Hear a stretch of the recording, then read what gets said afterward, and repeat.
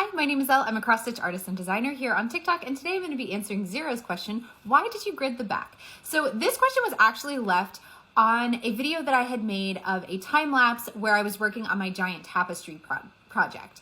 And when I flip it over to tie off the ends of a piece of floss on the back, you can see that the entire back of my piece has a grid that I have made onto this fabric.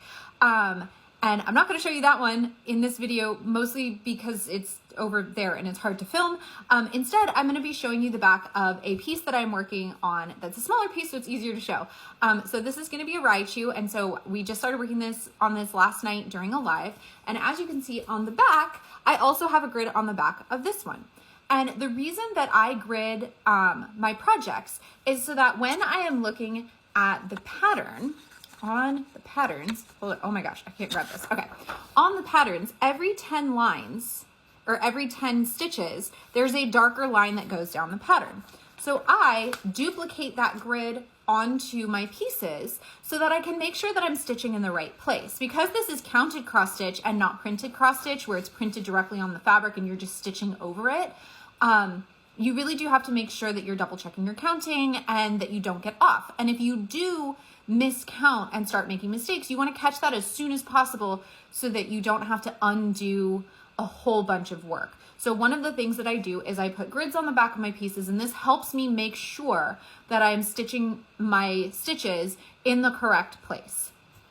I've talked about it before. There are a couple different ways to grid. You can grid on the front of your projects, or you can grid on the back of your projects, and there's a few different methods to doing it. Personally, I like gridding on the back of my projects because then I don't have to take any extra steps to erase the grid or get rid of the grid when I'm all done with my project. So I just use regular pencil, mechanical pencil, or like just number 2 pencil to make my grids on the back. And all of these back here have grids on the back, and you can't see through it. I know a couple people have been like, oh, well, it's white, you're gonna see it through. No, you can't. You can't see through it.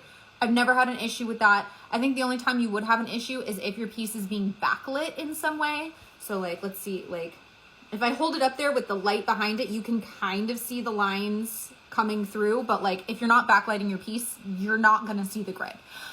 If you want to put your grid on the front of your piece instead, there are a couple different ways that you can do that. They make washable pens. So you would do your grid, and then when you're all done stitching your piece, you just run it under some water or gently wash it, and all of that ink will come out. They also make what are called friction or heat erase pens. Friction is spelled F-R-I-X-I-O-N. And basically when you're done stitching, you go over it with an iron, or even a blow dryer will work, and the heat erases the marks. However, with that one, please do be careful. If it gets really, really cold, the ink lines will come back. So I did test this out. I did some friction. I have a friction pen, so I've done some friction, and then if you stick it in the freezer, the ink will reappear again.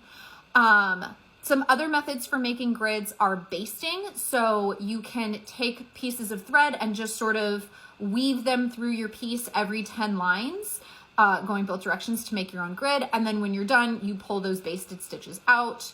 And also they make pre-gridded fabric. So they actually make fabric that already has a grid built right on there for you. So you don't even have to make it at all. So there's a lot of different methods. And also a lot of people don't bother gridding at all. They just fold their fabric in half a couple times to find where that center point of their fabric is. And then they just work their way out from the center.